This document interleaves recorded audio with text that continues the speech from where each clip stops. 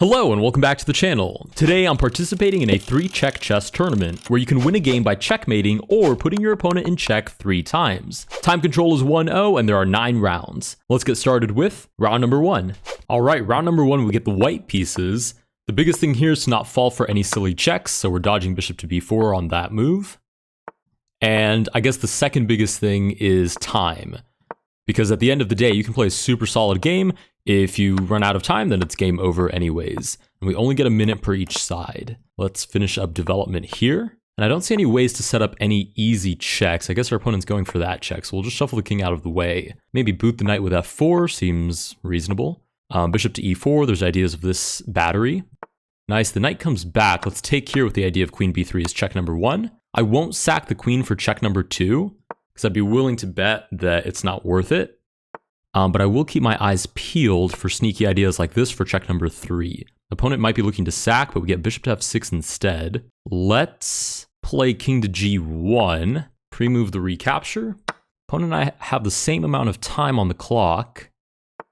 And we get pawn to h5. Okay, let's bring a rook to the open file. Oh, I just realized knight to e6 was pretty free. We get h4, now we can still play knight to e6. If our opponent takes, we pretty much have to take back, but we get queen to f6 instead. Let's play, knight to g5 is super interesting with the idea of this check. Opponent takes, let's drop the first check before recapturing. Let's take with this pawn. We now have 2 checks and our opponent has 0. So we should be in a pretty good spot here, looking for this check. Nice, and we wrap up the game with our 3rd check. All right, that game was pretty long, so we should be diving straight into round number 2 in just a second. All right, round number 2, crazy set of pieces from our opponent there. It also seems that the tournament has been reduced to 7 rounds due to the number of players. So just giving you guys the heads up that this tournament will be 7 rounds long, not 9, as we believed before. Okay, trying to set up some easy checks here. We'll try to block them. Knight comes out. Looking for the sacrifice is pretty aggressive, but I think I can just take that. Queen to f3, let's offer a trade. I mean, I'm up material, so it's pretty much guaranteed in my favor. Okay, that's just a free piece. Let's play check number 1, trade off for anything for check number 2, and then look for check number 3. Nice. With that, we win round number 2. 5 rounds left to go. All right, round number 3, we get the white pieces. Let's go ahead and pre-move d4. We're met with e6, looking for that bishop to b4 move, but c3 cuts that off pretty easy peasy. Bishop to g5 here, which is always interesting. I won't play this like a regular London because I want to apply as much pressure onto my opponent's position as possible. That way we have good attacking chances, and we're kind of constantly fighting to be on the offense.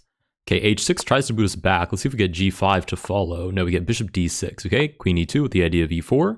And it looks like we're both waiting to see where the other is going to castle. Yeah, almost definitely. These are waiting moves, and I can't deny I'm making some waiting moves myself. Okay, let's try e4 to take advantage of the fact this knight is pinned and doesn't actually defend e4. Now we've got this little fork, which could be a little bit annoying. Bishop e7 probably solves the issue, but then we have the first check. So our opponent decides to forfeit a piece instead, which is probably a fair assessment, a little bit scary. Queen goes to c7. Let's take here to weaken the king's position first. Before retreating the knight back to e4 is probably fine. c4 maybe for the trade, but this knight isn't that strong anyways. Okay, queen to f4, looking to take here with check. Let's offer a queen trade, which is very favorable for us since we're up material. Also does take off some of the pressure from the opponent's position. Okay, let's play g3. Not really sure how I coordinate this attack now. Maybe knight c5, looking to trade off for the bishop, which is probably a better piece here, since I have no doubt this position will open up in just a moment. Let's play king c2, not king d2 to blunder a check. Nice, king to c2. Safe from any checks, opponent has way less time than we do. Okay, we want to open up the center, but we want to be careful about how we do this. Let's play d5 and e4. I want to make sure the files I open up are looking at the king. Opponent catches very good sight of what we're trying for. We can play check here. Nice, we can sacrifice to look for the winning check idea with the rook, but our opponent times out first, and with that, we win round number 3. All right, 4 rounds left to go. All right, round number 4, let's start with the d4 again. Much higher rated opponent, pretty similar to our rating actually. We'll see what kind of opening they play. Okay, looking for the same check. Okay, and this game looks like it's going down the same path as the previous game. Oh, actually, never mind. Okay, now there's the sacrificing idea, which I have no interest in partaking in. Okay, we'll trade here. Okay, no easy check with the queen, so let's develop the knight. Play here at the bishop. Bishop goes back. Develop again. Obviously, we don't want to fall for any silly checks here. So probably going to castle long, a4. This is a much more stressful game, I have to be honest. c4, I guess? I'm not super convinced by any of these moves I'm making. Let's activate the bishop. Drop the knight back. Okay, b3, concrete pawn structure. h6 will make a waiting move as well. Even on time, okay, now I think we can commit. Well, it's a little bit early still. Oh goodness, tough position. Okay, let's try this on for size. Remove the recapture, take here. Okay. Oh, that's tough. Ooh, this is really tough actually. Okay, let's do this. Rook d1, we want to activate pieces without compromising our king's position. That seems to have just been free, but it doesn't guarantee us the win. There's still a lot of chess that needs to be played here. Okay, let's play this. There's a check that I missed. Our opponent saw it. Let's try to force it anyways. Oh, check number 1. Okay, move the knight back. I'm ready to sack. Check number 2. Nice, and check number 3 wins us round number 4, a significantly more intense game. You may have noticed a lot less commentary on that one. Because when you get in those sort of stuck positions where the kings are in the center and nobody wants to castle because it feels like castling loses, even if it objectively doesn't, you don't have time to calculate whether it does or it doesn't. So you have to play in these broad strokes ideas. Okay, right into round number 5, not too much time to overanalyze the last game. This, I believe, is the top seed opponent, significantly higher rated than we are in this variant. Okay, we'll play a little modern, perk modern sort of thing. I don't want to say that I'm turtle shelling, but if I'm being honest, I kind of am just turtle shelling in this position. Bishop g4 here would be nice for me. Pin the knight, which always has these crazy sacking ideas. Okay, but our opponent beats us to the punch. Oh, and then there's this capture, and then there's no way to defend that. Wow, brutal, brutal, brutal. Okay, basically playing in survival mode now. Let's try this. Okay, let's go back. I'll go for a repeat. That's not an issue with me. I'm in a significantly worse position. Okay, it finally takes the queen. Bishop check. This seems to be the only move that survives. With any luck, our opponent will overthink this. Let's go back. That's really the only way that we can get this. Oh, there's a check here that I've missed as well. Okay, check number 1. I say check number 1 as if there were many to follow. This is falling and I don't see how I defend it.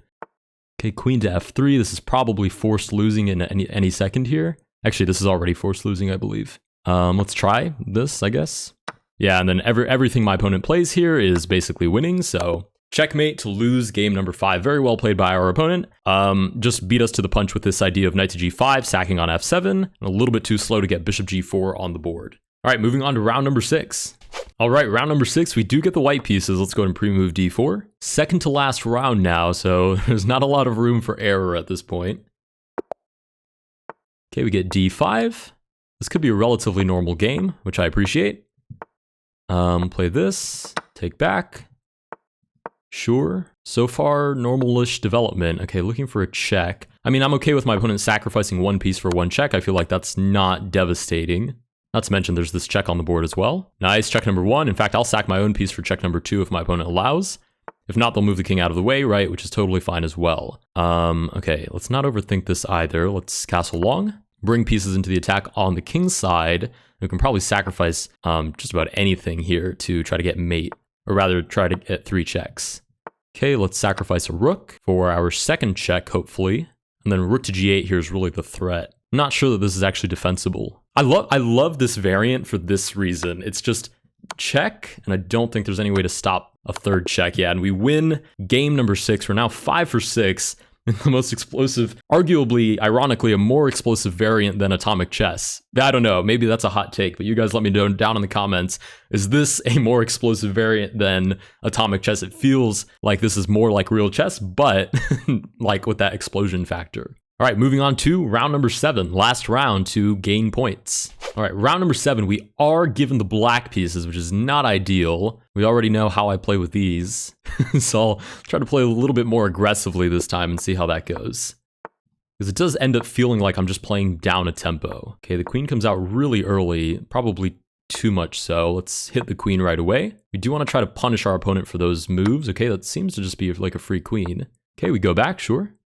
We are also up on time, so I'm not really sure what advantage our opponent is getting here. We're stopping the knight from moving to g5. I'm already looking at ideas of taking on h2, if that's made possible. There is a sacrifice here, but our opponent doesn't see it, instead gives away a free piece. Sure, we're lining this up. There is this idea to get at least 1 check on the board, but again, our opponent doesn't see it. We're going to force this knight out to get at least 1 check on the board. Nice. pre-move going back. Actually, maybe if king to f2. Okay, no, we don't get king to f2. It's not that easy. And then just knight d7, long castle should be a pretty straightforward throwing all my pieces at my opponent's face and getting the third check. Okay, sure, anything can happen here. That's totally fine. I'll just go ahead and pre-move the recapture as well. There's another check on the board. Nice. That is a free rook, but that's check number 2. I'll go ahead and take back because it's just more concrete. Bring the last rook into play. Shouldn't be too hard to get this final check. All right, king comes up. Let's move the bishop in for queen g3. Whoops.